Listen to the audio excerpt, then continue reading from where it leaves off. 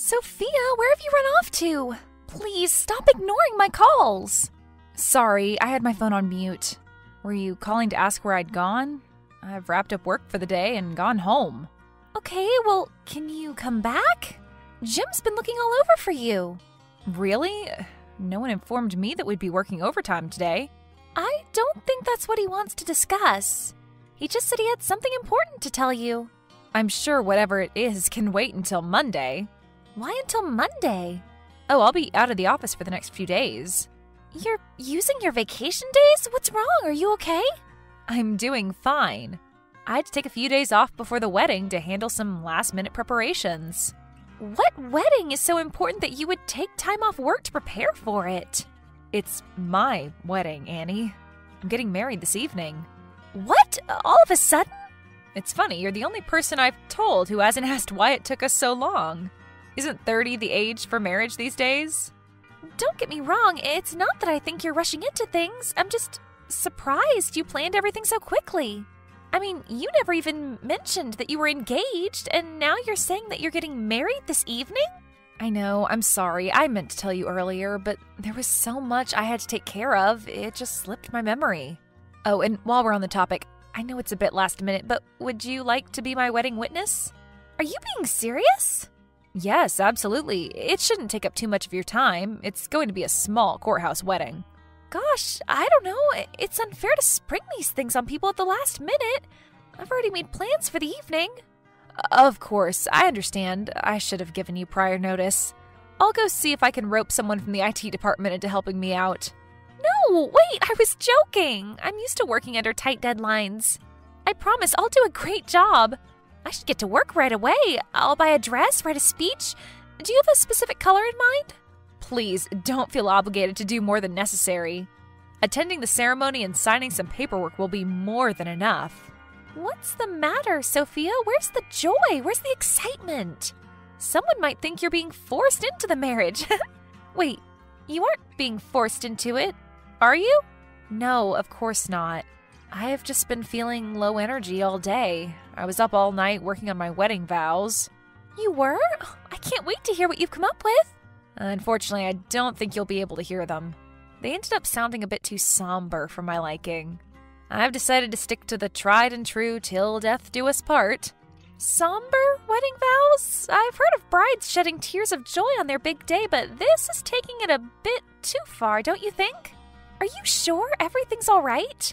I am. I was in a bit of a weird mood last night. It's like there was this nagging feeling at the back of my mind that I couldn't shake. No matter how hard I tried, I couldn't pinpoint what was causing it. It had to have been pre-wedding nerves. I could never be sad at the thought of marrying Steven. I love him too much. Right, of course. I hope you know that I'm always here if you need someone to talk to.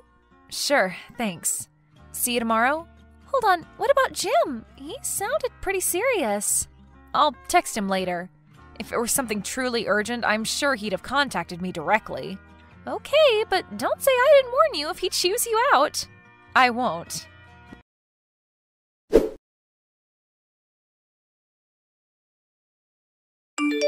What is it, Jim? Is everything all right?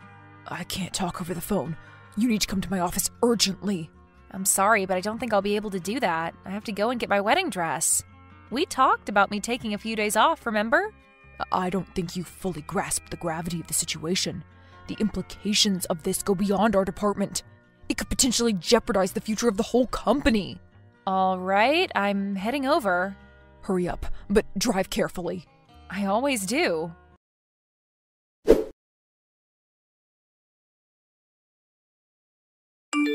Sophia, what's going on? People are starting to get worried out here.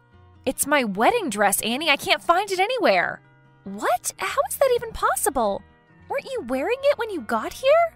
I only intended to wear that dress to the courthouse. I was going to change into another gown for the reception. But now it's all ruined. Is there anything I can do to help? Would you like me to help you look for it? No, that's okay. I've already informed the staff and they're doing their best to help me recover it. If we can't locate it in time, I'll ask them to show me the surveillance footage. The surveillance footage? Do you think it could have been stolen? We can't rule out anything. I'll call Steven and tell him what's going on. The ceremony is officially on hold. But the search could take hours. I don't mean to sound insensitive, but can't you look for it after the ceremony? People here must have a strict schedule to follow. No, Annie, I can't do that. In cases like this, every second is crucial. If we can't track it down in time, we'll just have to reschedule. If you get tired of waiting, feel free to leave. Okay, I guess I can stay until security personnel asks us to leave. Sure.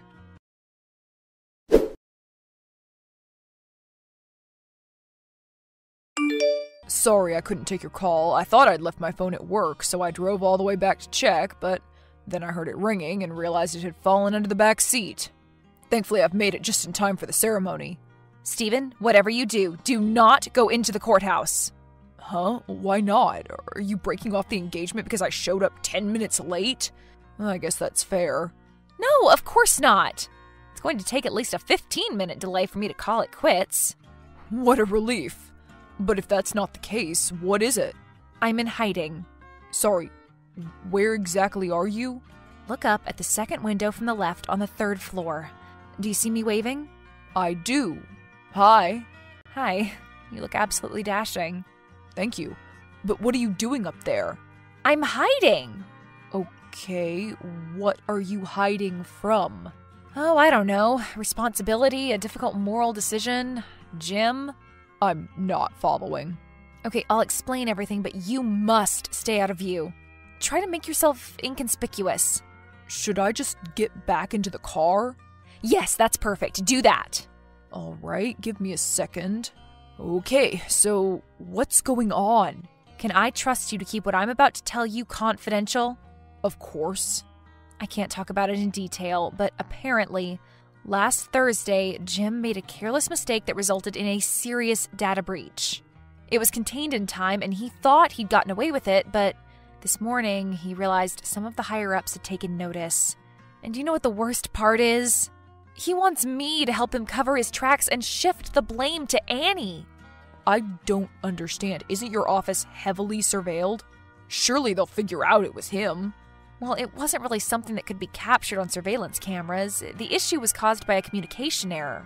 If the two people who witnessed the accident were to team up to pin the blame on the third, that person would never manage to prove their innocence definitively. Is all of this scheming really necessary? Who hasn't made a mistake at work? All you need to do is take responsibility and begin working on resolving the situation. You definitely don't need to throw your coworkers to the wolves. Well, I don't need it. Jim does. He's a man of great ambition. Lately, rumors have been swirling around that he's in line for promotion.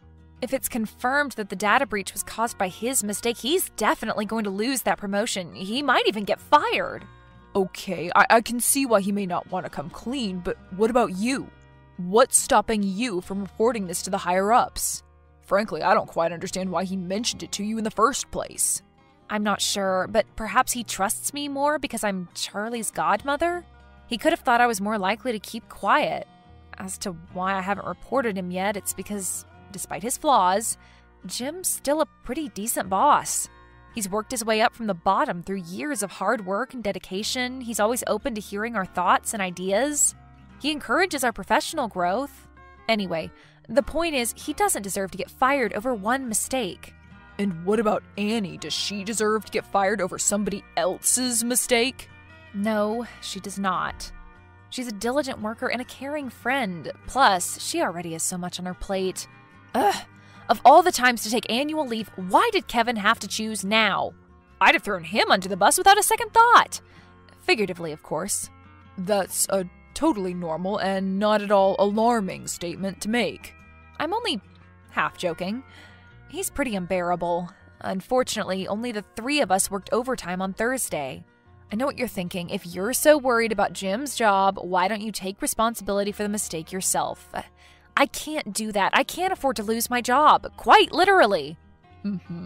I see. Could that possibly be related to what we talked about last night? Well, because if it is, you really don't have to worry about that. I'm sure my insurance will cover most of the costs associated with the treatment. I know, but you can never be too careful. Life's far too unpredictable. It's best not to leave anything to chance. I don't want you to feel responsible or guilty for something I'm choosing to do. Please, just think of this as me being selfish. I'll figure something out. What exactly do you have in mind? Please, try not to do anything too reckless, Sophia. I promise I won't. I'll just talk to Jim and try to reason with him. He was the one who made the mistake, right? Right, and then he shirked the responsibility of making the tough decision and left it for you to handle. He did, and on my wedding day, too. How inconsiderate is that? I know the matter's urgent, but he could have brought it up after the ceremony. Just thinking about it is making my blood boil. I'll go and confront him right now. Or maybe I should do it over text, just in case. That would probably be for the best. So can I finally come in now? Sure, but nothing's certain yet, so you must do it quietly.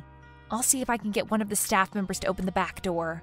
Just a heads up, I did tell them I was having a breakdown over losing my reception gown to buy myself some time to think. The reception gown? The one you left at home? Yep, I promise I won't take offense if you judge me. I'm so sorry our wedding day got ruined. I swear I'll make it up to you. I know, I'll bake you a cake from scratch. Would you really? I had no idea you enjoyed baking. Well, I'm still an amateur. I've only been taking classes for 2 weeks. After all these years, I'm still learning things about you. I guess that's one benefit of living apart. Oh my god, I get it now, that's it! That's the thing that has been bugging me. The longest we've lived under the same roof has been 3 weeks. What if you get tired of being around me 24/7?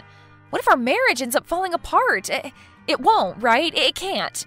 Are you not the least bit worried about that? The being around each other too much part? No, not really. It's not like we'll be spending every second at home, right? Even if we were to do that, I'm sure we could handle it. Do you not think we could? I think we could. I really do, but is that really enough? It's not that I don't want to be around you, Stephen. I'd love nothing more than to spend every waking moment in your presence. Maybe it's just the fatalist in me talking, but I'm worried that if we suddenly change our lifestyles without a gradual transition, we will end up drifting apart. That's what happened to my parents, and Annie, and that actor from that TV show. It feels like an unhappy ending is inevitable. I don't know what to say, Sophia. I can't say I've ever doubted our ability to smoothly transition from living apart to living together, but I also understand where you're coming from. Getting married is already a big commitment, and when you add moving in together on top of that, especially when you're so used to living alone, it can definitely feel overwhelming. Perhaps we should consider taking things one step at a time. What do you mean? Well, maybe we should postpone the wedding until after we've spent some time living together. Could we really do that? I don't see why not. We haven't signed the paperwork yet, so it should be fine. And you won't resent me for this forever and doubt the sincerity of my feelings for you? Please, be honest with me. No, Sophia, I'll neither resent nor doubt you over this. It's important to me that we're both on the same page about such significant life decisions. Are you absolutely, completely, 100% sure you're okay with this? I am. Okay, then let's do it. I'll come down and we can drive straight to the grocery store to get the ingredients for the cake. Which do you prefer, red velvet or classic Victoria sponge cake? Red velvet, I suppose. Is there anything I can do to help? I'm not much of a baker, but I can mix things somewhat well. I'm sure we'll find a way to put you to work. Let's get the ingredients and we'll figure out the rest as we go. Does that sound good to you? Sure, sounds great.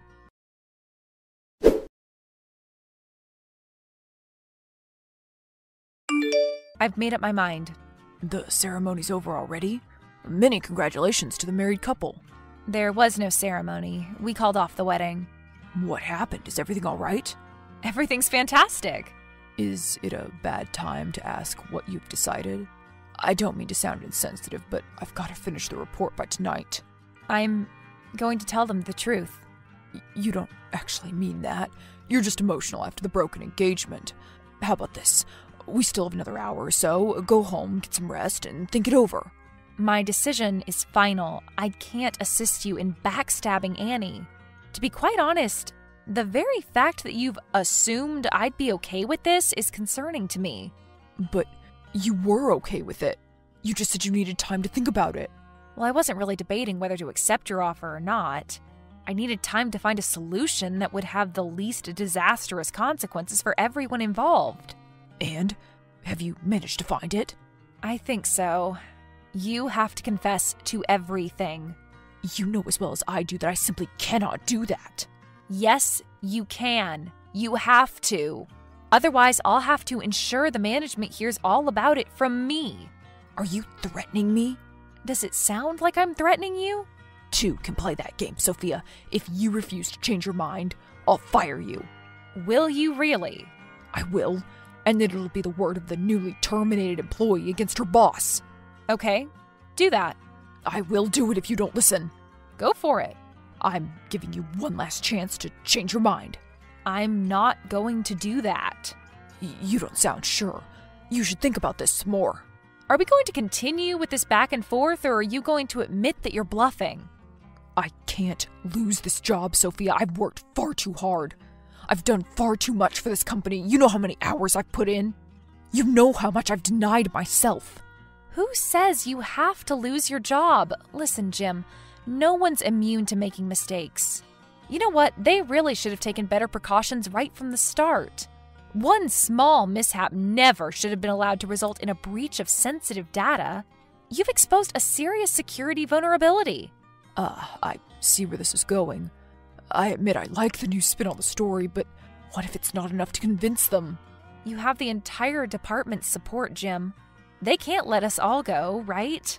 Well, they might. I know, deep down you can see how wrong this whole thing is. Please, just do the right thing. Do I have a choice in the matter? If I don't confess, you'll do it for me. I haven't exactly been careful about leaving no traces behind. Some of these texts are pretty incriminating. Right, at least if I come clean on my own terms, they might give me another chance. And you'll avoid unjustly slandering an innocent employee of yours.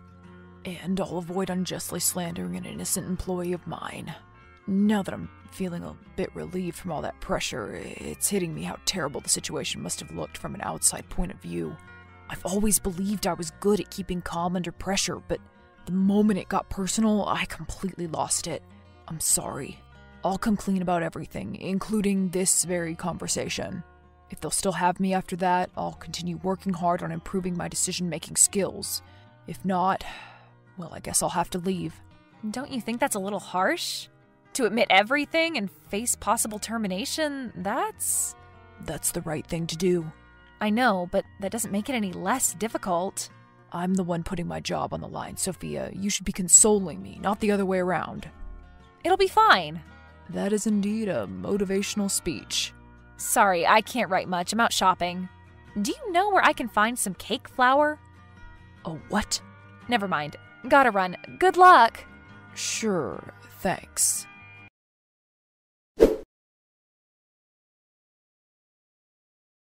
As promised, Jim confessed to everything the very next day. Annie was upset, and rightfully so, though after one heartfelt apology and a hefty bonus, she decided she was finally ready to extend an olive branch to him. The company issued a statement apologizing for the data breach, claiming it was caused by an administrative error. Jim lost the promotion and got temporarily suspended from his position, but eventually managed to get back on his feet. As for Stephen and me, we decided it was best to spend a few years living together before jumping into marriage. 6 years later, we officially tied the knot in preparation for welcoming our daughter into the world. Luckily, the ceremony went without a hitch this time around.